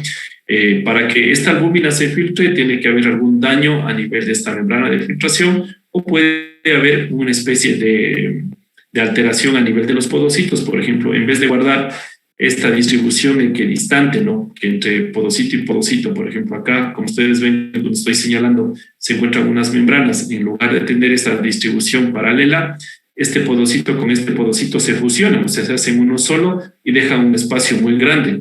Este de acá con este de acá se fusionan y dejan un espacio muy grande entre podocito y podocito, ¿no? Entonces esto se llama igual fusión pelicilar, ¿no? Pero más adelante chequearemos eso, ¿sí? Fíjense, una vez que ya pues se ha generado ya la orina nativa, se genera ya una cierta presión. ¿Cuánto se necesitaba Antonio González? ¿Cuánto se necesitaba de presión arterial sistólica para que los riñones funcionen adecuadamente y el glomérulo cumpla la función de ultrafiltración, o sea, de generación de orina? Mayor de 60 milímetros de mercurio. Perfecto, Antonio, ¿no?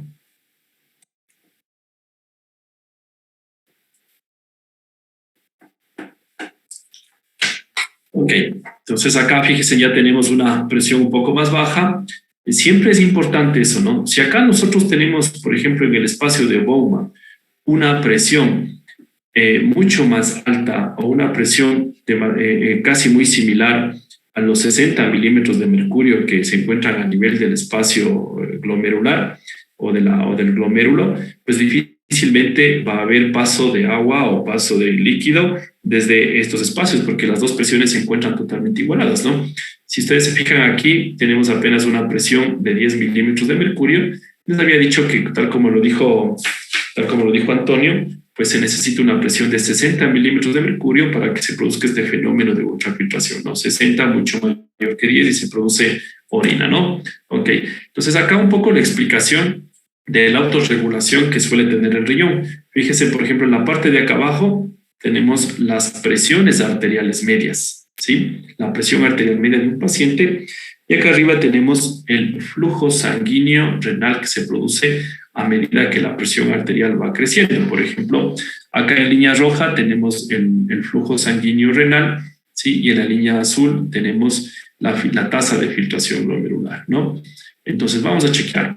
Si tenemos una presión arterial media que está muy baja, la tasa de filtración glomerular de la misma manera será muy baja, tal como lo comentaba Antonio. Necesitamos una presión adecuada para que se pueda generar también una tasa de filtración glomerular. Si a medida que va aumentando la presión arterial media, generamos de la misma manera un aumento de la tasa de filtrado glomerular. ¿Cómo se traduce esto desde el punto de vista clínico? Por ejemplo, un paciente que llega deshidratado, un paciente que llega hipotenso, regularmente no produce orina, ¿no es cierto? Un paciente que llega en buenas condiciones regularmente está produciendo orina. ¿Cómo se dan cuenta ustedes de eso? Llega un paciente deshidratado, inician, solución salina, comienzan a hidratar al paciente y a las 2 horas está orinando. ¿Qué es lo que estaba fallando ahí?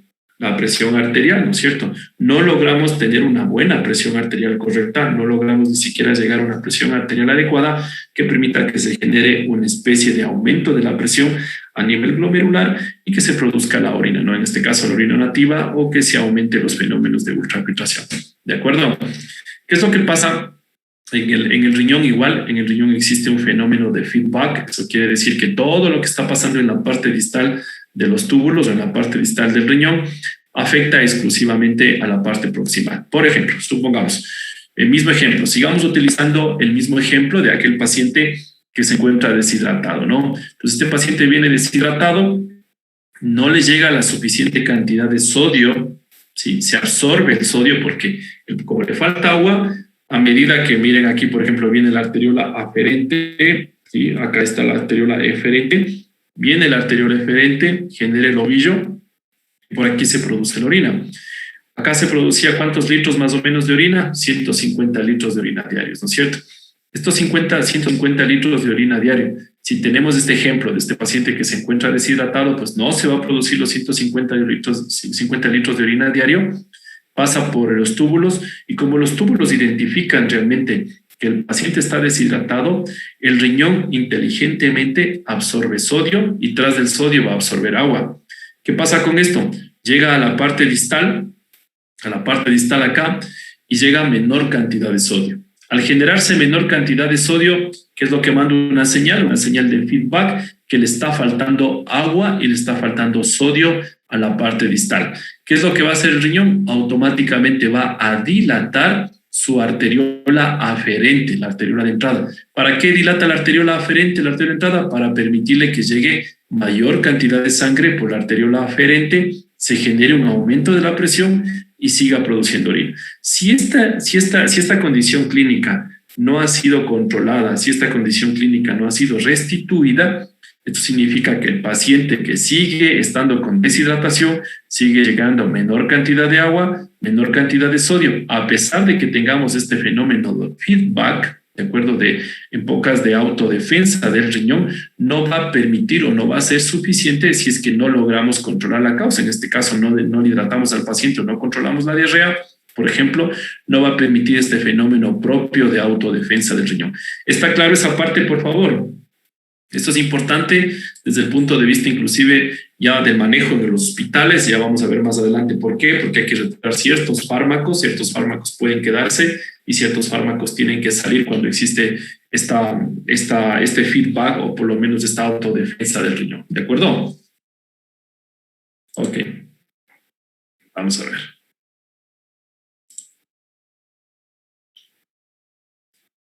Entonces, María Belén Luna está por ahí, ¿no es cierto? Sí, doctor. ¿Sí? A ver, vamos a ver María Belén. Entonces, María Belén, usted ya se gradúa de médico, va a hacer el internado rotativo, ¿no es cierto? Hace el internado rotativo, ya que sé, por el CACHI, ¿ya? Entonces, le llega el paciente deshidratado. Usted se acuerda de las clases de nefrología y dice, este paciente no está orinando. ¿Por qué no está orinando este paciente?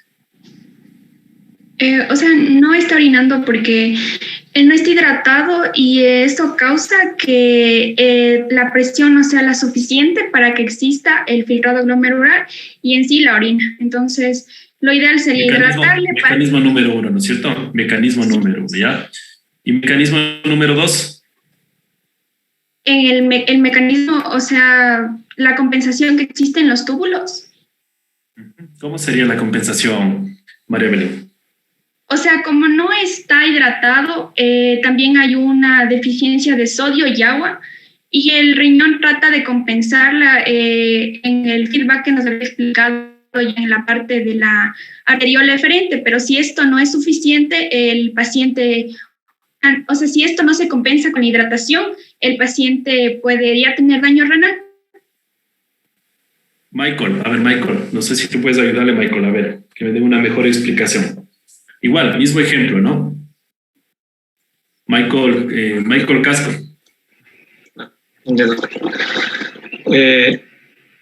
Era de lo que los túbulos, si es que este paciente viene deshidratado, entonces no va a haber, entonces el glomérulo o los túbulos comienzan a absorber hacia el cuerpo, por decir, el sodio, y consecuentemente van a traer el agua. Pero esto vuelto... Como un fenómeno de defensa, ¿no es cierto? Los dos están en la razón, entonces es importante que ustedes lo entiendan, que existe un fenómeno de defensa. Entonces este fenómeno de defensa lo que hace es jalar la mayor cantidad de agua, jalar la mayor cantidad de sodio, porque al cuerpo le está faltando agua, ¿no es cierto? Es un paciente que se encuentra deshidratado y como primer signo clínico que vamos a encontrar es que el paciente deja de orinar, ¿no es cierto? Al dejar de orinar es un paciente que no va bien, ¿no? Ok, vamos a ver. Permítame un minutito nomás.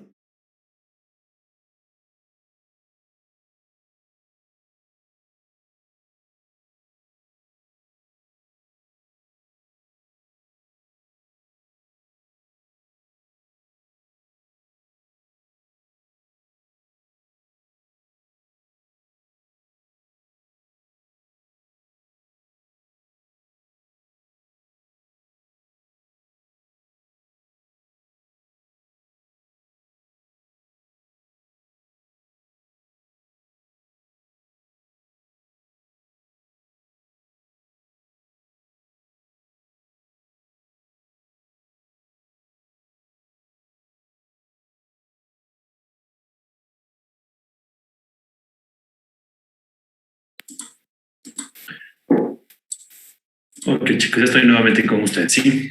Vamos con... Fíjense, por ejemplo, acá vamos a hacer algunos ejercicios. Aquí quiero que me pongan un poquito de atención. ¿Sí? Vamos a ver. En la parte de arriba, ¿sí? A ver, acá tenemos la arteriola, ¿no es cierto? La arteriola aferente, que es la arteriola de entrada al glomérulo, ¿no? En la parte central tenemos el glomérulo, ¿no es cierto? Y en la parte de acá, en el otro polo, tenemos la arteriola eferente, ¿no? A ver, esto es lo que sucede regularmente. Por ejemplo, fíjense, acá tenemos el flujo sanguíneo, el flujo renal, ¿sí? Y tenemos una tasa de ultrafiltración neta, ¿no?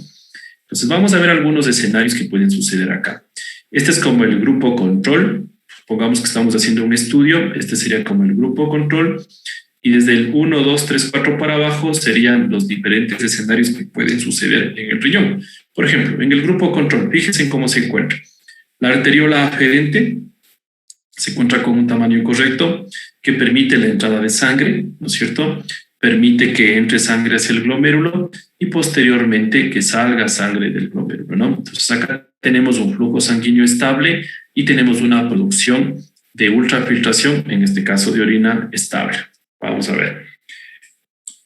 Con la misma explicación, vamos a ver si pueden hacerlo de la misma manera. Kevin Topanta. Kevin Topanta, enciende el micrófono. A ver, ¿qué pasa acá, Kevin, aquí, en el segundo escenario? Ya, entonces... A ver, yo hago la primera parte, ¿no? Acá tenemos la arteriola aferente, ¿no es cierto? Con un tamaño correcto, ¿sí? Entra sangre y la arteriola eferente con un tamaño correcto. Esto me permite un adecuado flujo sanguíneo y una adecuada tasa de ultrafiltración, ¿de acuerdo? ¿Qué pasa acá, Kevin? A ver, expliquemos. A ver, lo que pasa en la siguiente imagen es que existe una vasoconstricción en la arteriola aferente. Por lo tanto, va a disminuir el ingreso del flujo renal, por lo tanto, este va a disminuir. Y si este disminuye, igual, por lo tanto, va a disminuir la presión del ultrafiltrado, porque hay que tener en cuenta que la arteriola eferente, esa tiene el calibre normal. Así es, perfecto. Entonces, aquí no estás entrando la suficiente cantidad de sangre, ¿no es cierto? Ok, vamos a ver. Daniela Márquez, por ahí anda Daniela Márquez. Daniela, ¿qué está pasando en el tercer escenario? En el tercer escenario lo que pasa es que hay un aumento del flujo que está recibiendo el glomérulo, entonces hace que haya una mayor filtración y aumente el ultrafiltrado. Ok, aumenta el ultrafiltrado, ¿no es cierto? Y aumenta la tasa de ultrafiltración. Vamos a parar ahí. Por ejemplo, supongamos en el primer escenario que habíamos dicho, sí, por ejemplo, Kevin nos decía que acá existe una vasoconstricción, ¿no es cierto?, de la arteriola aferente, ingresa muy poca sangre hacia la parte del ovillo y la arteriola eferente, pues que tiene un tamaño correcto, disminuye el flujo sanguíneo y por ende disminuye la ultrafiltración. Esto puede observarse, por ejemplo, en fenómenos de toxicidad, cuando un paciente, por ejemplo, toma fármacos que pueden alterar el tamaño de la arteriola aferente. Por ejemplo, supongamos que el paciente viene tomando antiinflamatorios. Entonces, por favor, acá sí traspolemos esta información. Si nuestro paciente hace una insuficiencia renal aguda por toma de antiinflamatorios, ibuprofeno, naproxeno, siempre han escuchado ustedes al nefrólogo, ¿no? Evite la toma de antiinflamatorios, ¿no es cierto? Evite la toma de AINES. ¿Por qué? Por este mecanismo. Si damos antiinflamatorios y damos AINES, hacemos una contracción de la arteriola aferente o producimos una contracción de la arteriola eferente, disminuimos la entrada de sangre hacia el ovillo y prácticamente la arteriola eferente está dilatada. Disminuimos el flujo sanguíneo, disminuimos la tasa de ultrafiltración, ¿no? Entonces esto se suele ver regularmente y suele verse mucho, por ejemplo, en aquellos pacientes que toman AINES o que abusan de los antiinflamatorios y acuden a las salas de urgencia con lesiones renales agudas, ¿no? En el escenario que nos comentaba Daniela, ¿no? Daniela nos decía, acá en cambio lo que yo observo es que la arteriola aferente, que es la de entrada, se encuentra totalmente dilatada, ¿no es cierto? Entra la sangre al glomérulo y del otro lado encuentro una arteriola eferente adecuada. Esto se suele ver regularmente en pacientes diabéticos. Entonces, los pacientes diabéticos que tienen unos estadios iniciales, por ejemplo, por eso siempre acaba el mensaje como clínico, todo paciente diabético regularmente en estadios iniciales se presenta con creatininas normales. con creatininas adecuadas. Siempre tenemos creatininas de 0,3, de 0,5, 0,6 miligramos decilitro, y eso prácticamente no nos hace sospechar nunca de que el paciente puede tener una enfermedad renal crónica secundaria a la diabetes. Y es por eso, porque en los estadios iniciales regularmente dilata totalmente su arteriola aferente, ¿no es cierto? Ingresa una cantidad importante de sangre, ¿sí? Esto aumenta la filtración glomerular, aumenta la presión en el glomérulo. Esto lo que va a llevar es un aumento del flujo sanguíneo y un aumento de la ultrafiltración. Y ahí es donde ustedes, por ejemplo, encuentran pacientes que tienen unas tasas de filtrado glomerular que sobrepasan prácticamente lo indicado. Por ejemplo, le hacen una orina de 24 horas a un paciente de 50 años de edad, y este paciente de 50 años de edad tiene una tasa de filtrado glomerular de 140 ml al minuto. Eso regularmente no puede pasar. Eso significa que el paciente está hiperfiltrando. ¿De acuerdo, Daniela? No sé si estamos de acuerdo con todo el grupo, o si hay alguna cosa que de pronto quiera que aclare aquí, sobre todo en esta parte. Otro ejemplo, traspolemos otro ejemplo, ¿sí? Por ejemplo, en los pacientes obesos. Los pacientes obesos regularmente tienen fenómenos de hiperfiltración, ¿sí? Los riñones comienzan a trabajar en exceso, dilatan su arteriola aferente, aumenta la entrada de sangre a nivel del ovillo glomerular, y pues prácticamente la arteriola eferente se encuentra con un buen calibre, ¿no? El paciente obeso regularmente tiene tasas de ultrafiltración muy elevadas. A este fenómeno lo denominamos hiperfiltración. Pero este fenómeno de hiperfiltración, que se suele ver mucho en los pacientes obesos, con el tiempo suele generar o puede dar daños a nivel del glomérulo, porque el glomérulo está, o más bien dicho, este fenómeno está llevando a que el glomérulo entre en un hipertrabajo o un exceso de trabajo, que hace que en algún momento pueda llegar a fallar estos fenómenos compensatorios, ¿no? ¿Estamos claros en eso? Ok. Lady Huele, a ver, vamos a ver, Lady. El escenario de acá abajo. ¿Qué es lo que estamos viendo en el escenario de acá abajo, Lady? Ya, ¿sí me escucha? Sí, escuchamos clarito. Ya. Aquí vemos que en cambio la arteriola eferente va a estar con vasoconstricción, pero el flujo de llegada al glomérulo va a ser... A ver, Lady, vamos a ver.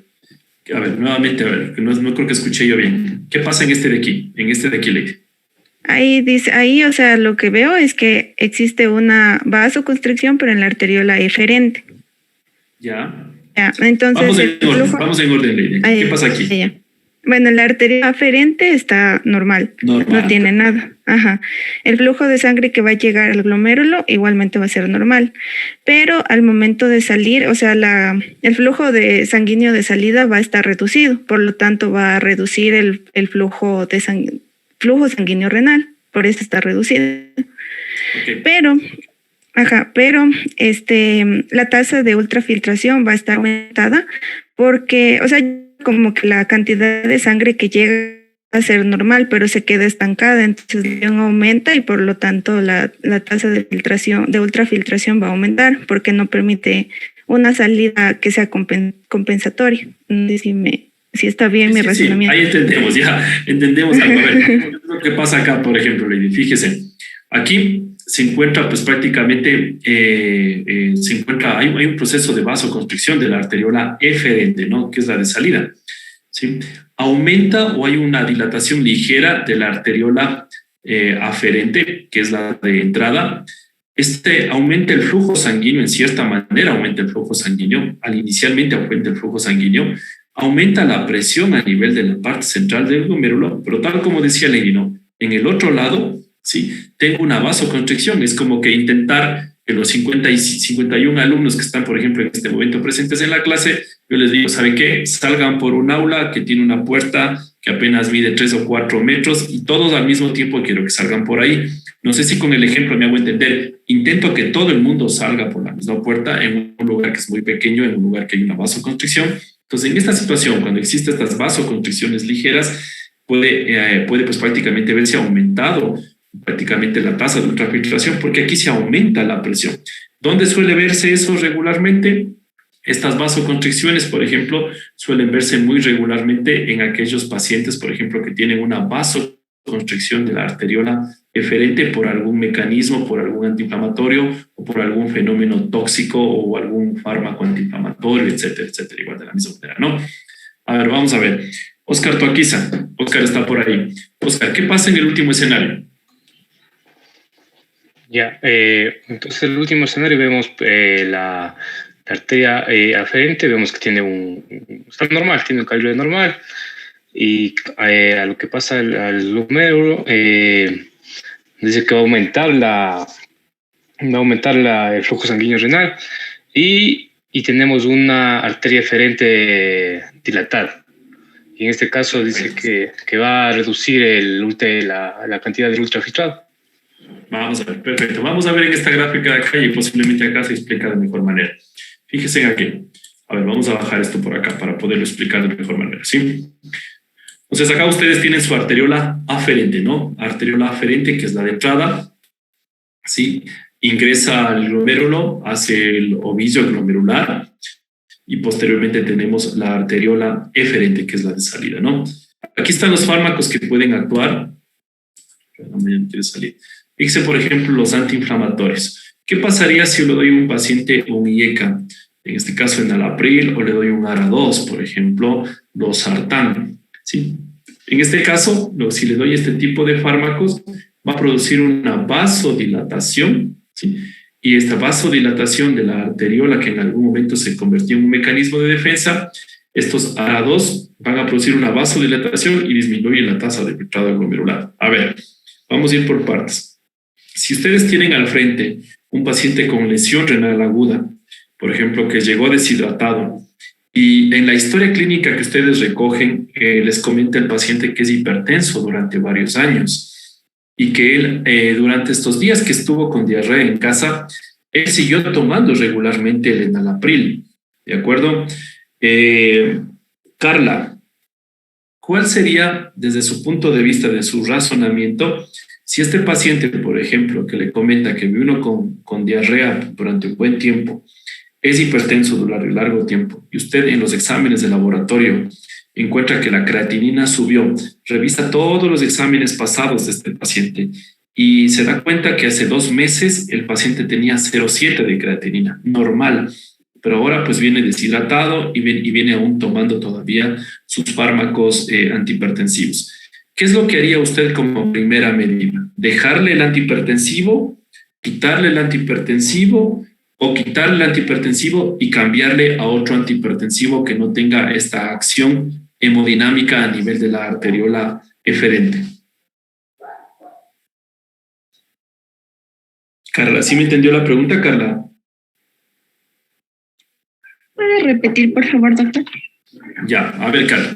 Usted tiene un paciente que viene deshidratado, ¿no es cierto? Ya, vaya tomando nota, ¿sí? Está hipertenso el paciente. Este paciente viene tomando enalapril por largo tiempo. ¿De acuerdo? Llega el paciente y usted revisa sus exámenes de laboratorio y le encuentra con 3 de creatinina, 3 miligramos. De la misma manera, como tiene acceso a todos los exámenes de laboratorio, evidencia y chequea que hace 2 meses atrás el paciente tenía una función renal normal, 0,7 de creatinina. Aquí las cuestiones es, usted se encuentra frente al paciente ya. Dice, bueno, vamos a aplicar la cuestión fisiológica y lo que he ido aprendiendo en fisiología renal, ¿sí? ¿Qué es lo que está haciendo el riñón desde el punto de vista fisiológico, Carla? A ver, le voy a echar una mano. Desde el punto de vista fisiológico, el riñón en este paciente deshidratado va a dilatar su arteriola aferente, ¿no es cierto? Permitiendo que ingrese mayor cantidad de sangre hacia el glomérulo y va a contraer la arteriola eferente para que se genere un aumento de presión acá adentro, como el paciente está deshidratado y aún el paciente se mantenga orinando, ¿no es cierto? Aumenta la presión intraglomerular y el paciente se mantiene orinando constantemente. Este es un mecanismo de defensa propio de un paciente que se encuentra deshidratado. Pero usted le comenta y le dice, ¿sabe qué? Como a mí me ve el cardiólogo regularmente, el cardiólogo me pidió que nunca suspenda el enalapril, porque es un fármaco que me va a ayudar a mí a controlar la presión. Entonces, ahí va Carla la pregunta. Usted está frente al paciente ya.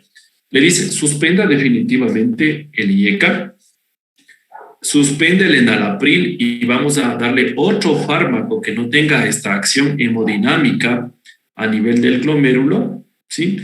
O simplemente le dice, mantengamos el enalapril, que no pasa absolutamente nada y usted se va a ir recuperando solito. ¿Qué haría usted, Carla?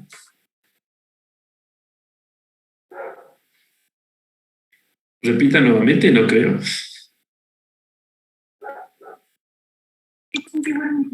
Me parece que sería bueno dejarle el enalapril debido a que le controla la presión arterial. Vamos a ver, Cristian, ¿qué opina Cristian? Yo le cambiaría por otro fármaco que le controle la presión arterial y que no le cause esta deshidratación, porque claramente una deshidratación está causada por un fármaco. Vamos a ver, Julissa, ¿qué opina? Yo creería que tenemos que cambiarle provisionalmente al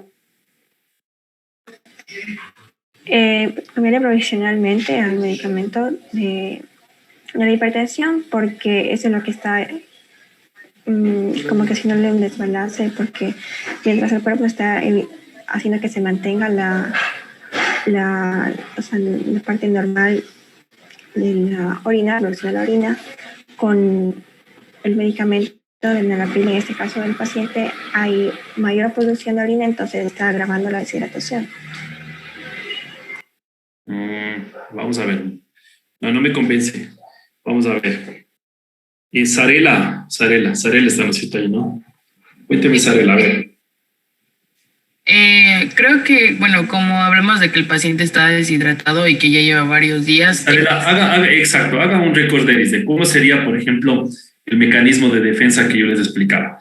Paciente, ¿qué hubiera hecho, Sarela? A ver, vamos a ir repasando. Normalmente, si va a dilatarse la arteriola aferente para aumentar el sanguíneo y que aumente la filtración. Y acá, Sarela, en la arteriola aferente. Esa también, a ver, esta tiene que contraerse si el paciente está deshidratado. Ese sería Sarela, y para Sarela está muy bien. Ok, Julissa, para esto. O sea, ese sería como el mecanismo normal, ¿no es cierto? El mecanismo de defensa que va a tener un paciente. Pero si resulta que este paciente viene tomando enalapril, ¿qué le estamos quitando, Sarela, en este momento? El mecanismo de defensa propio de... Perfecto, Sarela. Exacto. Le estamos quitando este mecanismo de defensa que tiene el paciente. Le ponemos un enalapril. ¿Qué es lo que vamos a lograr aquí? Dilatado aquí, dilatado acá, no se genera aumento de la presión y el paciente no produce orina, ¿no es cierto? Entonces, ¿qué hay que hacer? Retirarle temporalmente el enalapril, ¿no es cierto? Y cambiarle por otro fármaco, por ejemplo, que sea amlodipina, que no tenga ningún tipo de acción a nivel de la arteriola eferente, ¿de acuerdo? Eso es lo que hay que hacer. Entonces, eso es importante. ¿Qué pasa si ustedes reciben un paciente que llega deshidratado, que toma enalapril, etcétera? Lo primero que tienen que hacer ustedes es, miren, vamos a revisar, sus exámenes de laboratorio están alterados, veo que tiene una creatinina muy alta, una urea muy alta. Hay que quitarle uno de los fármacos que no es el causal, simplemente es un factor extra que se está añadiendo o que se está agregando para que no le permita una recuperación rápida. Entonces, ¿qué será lo que ustedes primero van a hacer como médicos cuando ya se gradúen como médicos de atención primaria? Será primero, miren, quítese este fármaco temporalmente, tómese otro, hidrátese de mejor manera, vamos a meterle líquidos a la vena, lo que sea, y en 24 horas evaluamos cómo va su función renal. Una vez que el paciente recupera nuevamente la función renal, podemos nuevamente añadir el IECA o el ARA2. ¿De acuerdo? ¿Todos correctos? Quiero ver que me digan si están todos correctos. ¿Entendido todos? Julissa, ¿te entendido, Julissa? Con esas respuestas. Sí, doctor. Perfecto, eso es importantísimo, porque eso es parte ya del manejo netamente ya nefrológico desde el punto de vista de salud primario, ¿no? No necesitan un nefrólogo al lado para que les haga tomar esta medida muy sencilla, ¿no? ¿De acuerdo? Alguien quería preguntar por ahí, por favor. Yo, Doc, mi pregunta era, ¿en cuántos días ya recuperaría realmente la función renal? ¿Quién pregunta primero?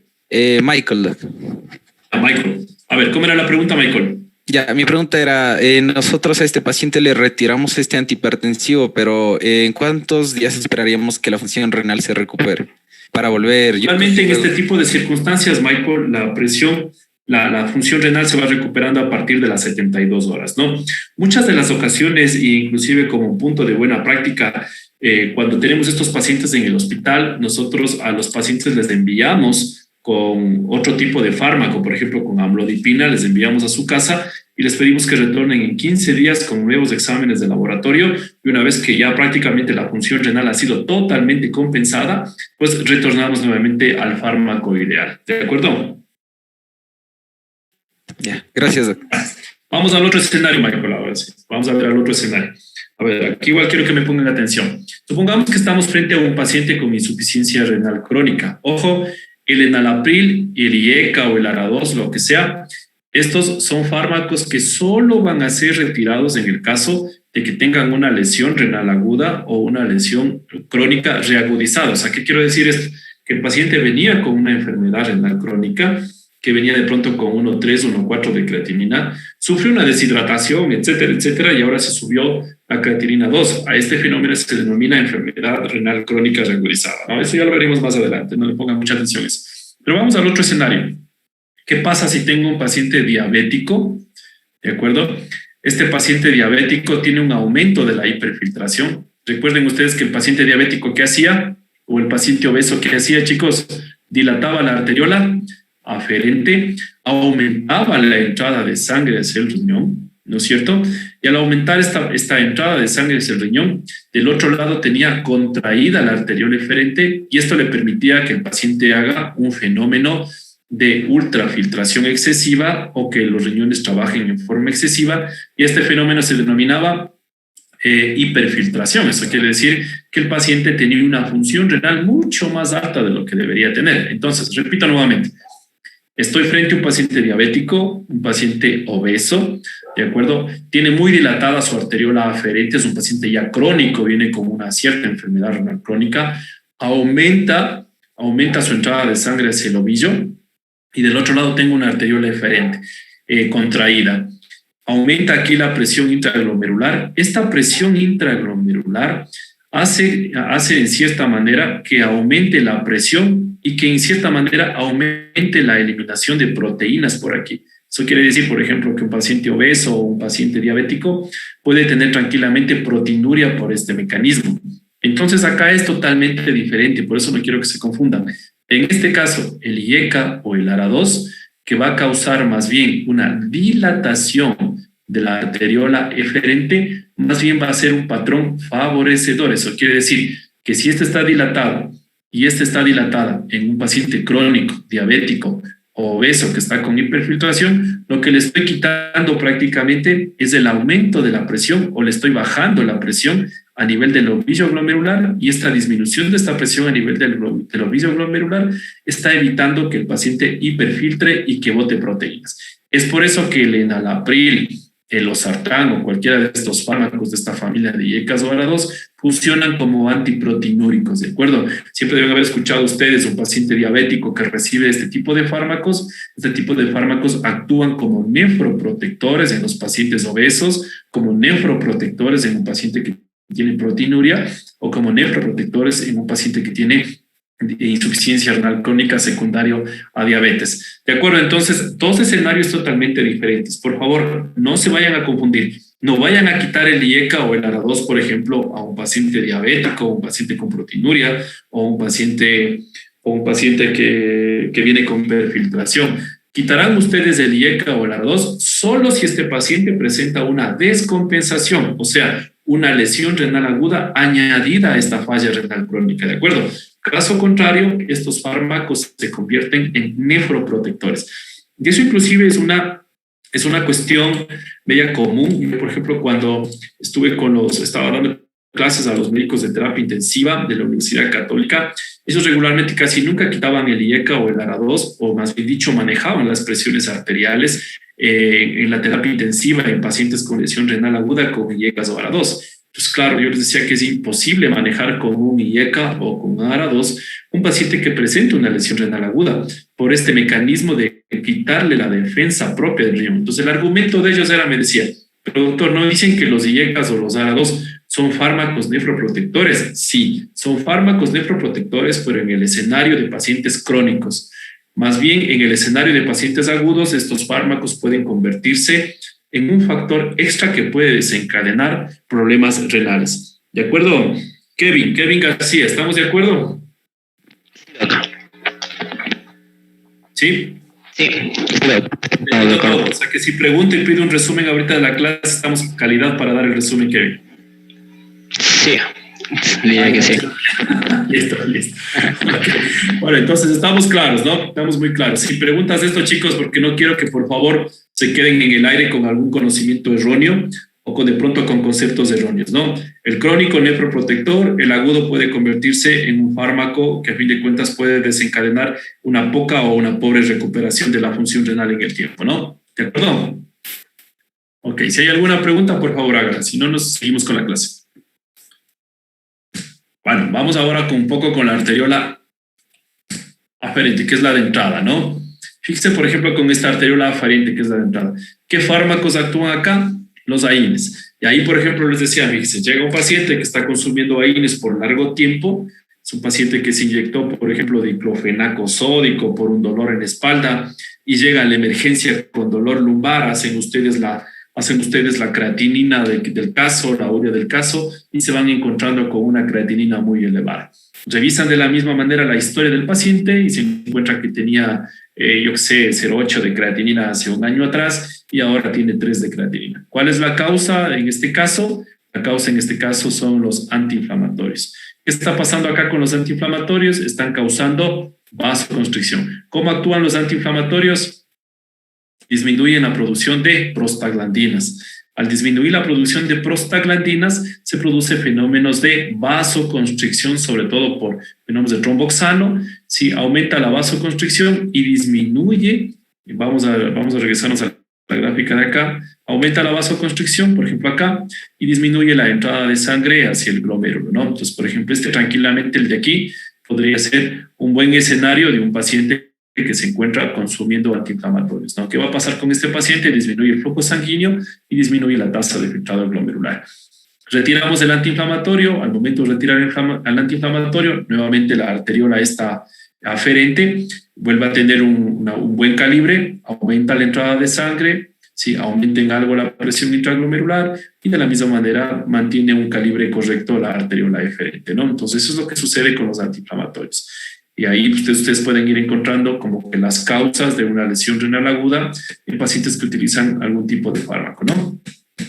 Ok, vamos a ver, entremos ya en sí a la nefrona. Qué barbaridad, nos faltan unos minutillos nada más. Entremos en sí a la nefrona. Les había dicho que prácticamente la unidad funcional del riñón, pues en el glomérulo en sí, pero la unidad hiperfuncional o la que produce prácticamente toda esta orina nativa es la nefrona, ¿no? Entonces, esta es la unidad funcional elemental del riñón. Regularmente tenemos alrededor de 1 a 2 millones de nefronas en cada riñón. Se habla y existe una teoría, ojo que hay muchas damas, ¿no? Cuidado, que las mujercitas tienen una menor cantidad de nefronas en relación a los hombres. Y esta teoría fue creada realmente en el momento de que existían donantes mujeres y los receptores eran varones.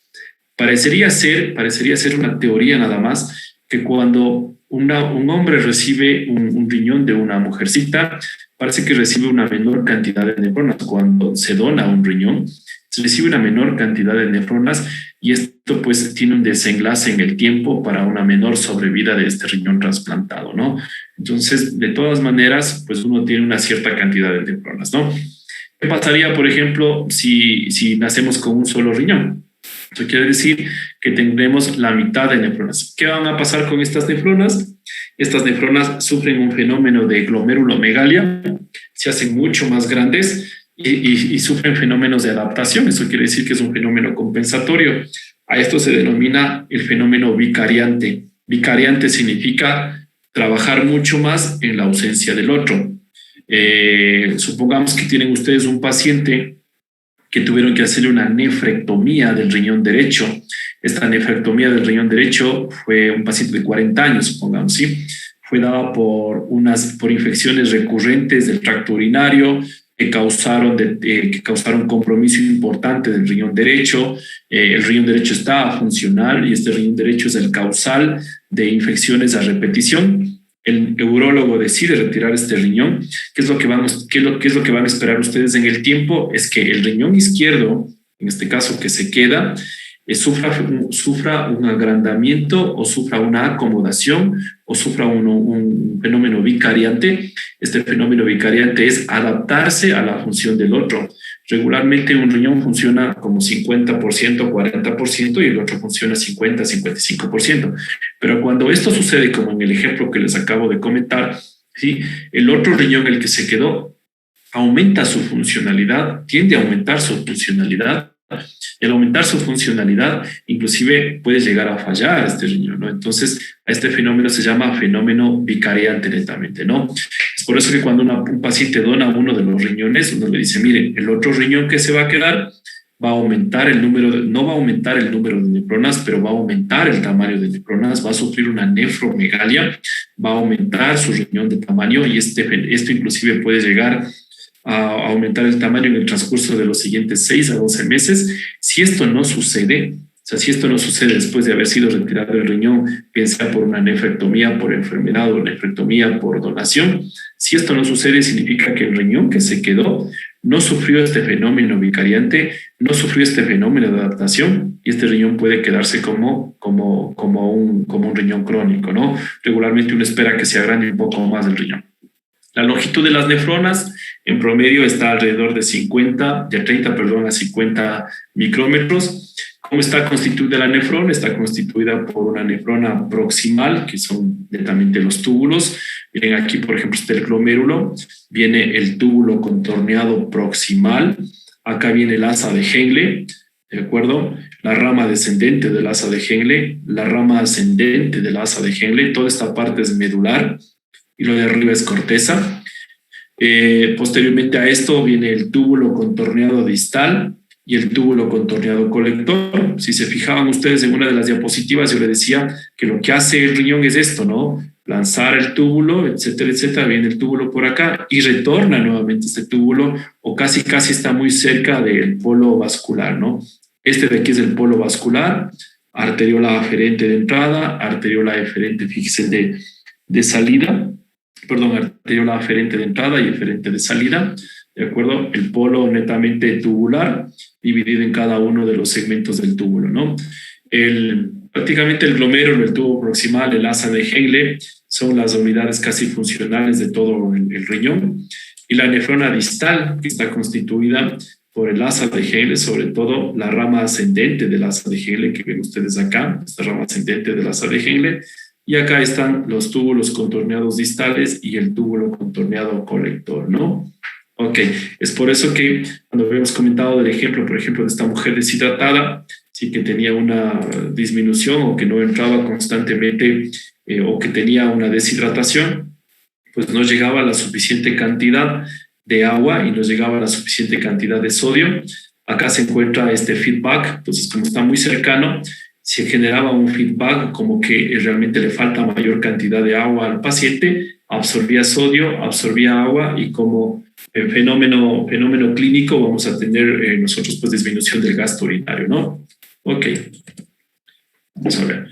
¿Cómo está la funcionalidad del riñón en sí? Fíjense acá, por ejemplo, tenemos el glomérulo, arteriola aferente, arteriola eferente. En el túbulo contorneado proximal es donde se realiza la mayor parte del trabajo. Entonces, yo les pregunto y les digo, miren, en los túbulos, en el túbulo contorneado proximal, en el asa de estos lugares se desarrolla la mayor parte del trabajo de absorción y de eliminación de la nefrona. Su respuesta va a ser en el túbulo contorneado proximal. Se desarrolla más del 60, inclusive muy cercano al 70% de los trabajos de absorción, eliminación de líquidos, absorción de sodio, absorción de glucosa en este lugar, ¿no? Es por eso, por ejemplo, que un paciente que es diabético mal controlado, si este paciente diabético mal controlado, recuerden, llega a la sangre por la arteriola aferente hacia el ovillo glomerular, se filtra. Si esta glucosa se encuentra en más de 180 miligramos de decilitro en sangre, automáticamente prácticamente sobrepasa el fenómeno sobre todo de protección del riñón y si ya sobrepasa este fenómeno de protección del riñón, ya no logra absorberse nuevamente la glucosa en el túbulo contorneado proximal, y lo que vamos a encontrar en la orina es glucosuria. Entonces, si ustedes encuentran glucosuria en la orina, significa que el túbulo contorneado proximal falló en reabsorber la glucosa porque pues el paciente puede estar descontrolado, ¿no? Eso sería como una de las cosas. Y segundo, pues nunca hay que dejar de lado, por favor, eso me interesa que conozcan ustedes, existen fármacos que actúan controlando la glucosa por medio de eliminación de glucosa por la orina. Por ejemplo, ahí están los inhibidores de la SGLT2, ¿sí? Estos inhibidores de la SGLT2 lo que hacen es absorber o eliminar, más bien dicho, sodio, y al mismo tiempo eliminan también glucosa, ¿no? Entonces absorben sodio y eliminan glucosa. Entonces es un mecanismo netamente de tipo farmacológico. Entonces eso quiere decir que si ustedes se encuentran con un paciente diabético que se encuentre tomando, por ejemplo, empaglifosina, que es un fármaco, un inhibidor de la SGLT2, ustedes saben que la glucosuria que tiene este paciente es producto de la acción del fármaco, más no el paciente se encuentra descontrolado en su diabetes y por eso encontramos glucosuria en la orina, ¿no? Entonces, el 60 o inclusive casi el 70% del trabajo de absorción, de eliminación y de absorción sobre todo de glucosa, proteínas, aminoácidos y electrolitos se realizan a nivel del túbulo contorneado proximal, ¿no? Chicos, aquí nos vamos a ir quedando para que no se me cansen y vamos a ir viendo de a poco, ya nos falta un poquito de fisiología y ya vamos entrando en la parte chévere, que sería ya manejo de la lesión renal aguda, diagnóstico de lesión renal aguda, diagnóstico de enfermedad renal crónica, ¿no? Pero es necesario que ustedes sepan esta parte fisiológica, dónde actúan cada uno de los fármacos, qué pasa si no retiramos un fármaco, qué pasa si seguimos con antiinflamatorios, qué pasa si seguimos con IECAS o con ARA2. Y si no los retiramos, ¿qué es lo que sucede regularmente, no? Ok, bueno, vamos a ver. Entonces, nos quedamos ahí. Yo creo que una muy buena hora para tener clases va a ser esta. Vamos a tener siempre, creo que los martes de 7 a 9. Aún todavía no tenemos autorizado las prácticas hospitalarias. Hasta mientras, pues seguiremos con esto, ¿no? Yo les voy a enviar por medio de sus representantes, les voy a enviar un artículo que está en español, que quiero que lo revisen. Es parte de la fisiología renal. Y yo escogeré a cualquiera de ustedes, por favor, para responder preguntas del artículo, ¿no? Esas preguntas, una vez que ustedes respondan estas preguntas de este artículo, yo les pongo una calificación y ya no volverán a ser repreguntados mientras no acabe con todos los 50 y algo, ¿de acuerdo? Entonces, eso quiere decir que a cualquiera de ustedes les puede tocar, ¿no? Entonces, a estudiar, a revisar un artículo, vamos a ir clase dada, revisión de artículo, clase dada, revisión de bibliografía, clase dada, revisión de bibliografía, con el fin de que se les vuelva muy fácil a ustedes en el momento del examen, ¿no? Ok, si hay preguntas, por favor, revisen el artículo, revisen bibliografía. Lo importante es que tengamos un fenómeno de feedback, igual así como el riñón, ¿de acuerdo? Para yo poder inclusive explicarles de mejor manera el objetivo de las clases, y nos han pedido el director de carrera, el objetivo de la clase es que, pues, si bien es cierto, ustedes refuercen un poco la fisiología, anatomía, que ya la venían conociendo desde los primeros años de medicina, pero en este caso lo que vamos a hacer es adaptar un poco la parte de fisiología, rescatar un poco ese conocimiento que ustedes tienen de fisiología, de anatomía, y ya traspolarlo a la parte clínica, traspolarlo a casos, traspolarlo a pacientes, para que ustedes sepan qué hacer con cada uno de estos pacientes y qué hacer en cada uno de estos escenarios, ¿de acuerdo? Ok, listo, chicos, me despido de ustedes, descansen, ya les envío los artículos, ¿no?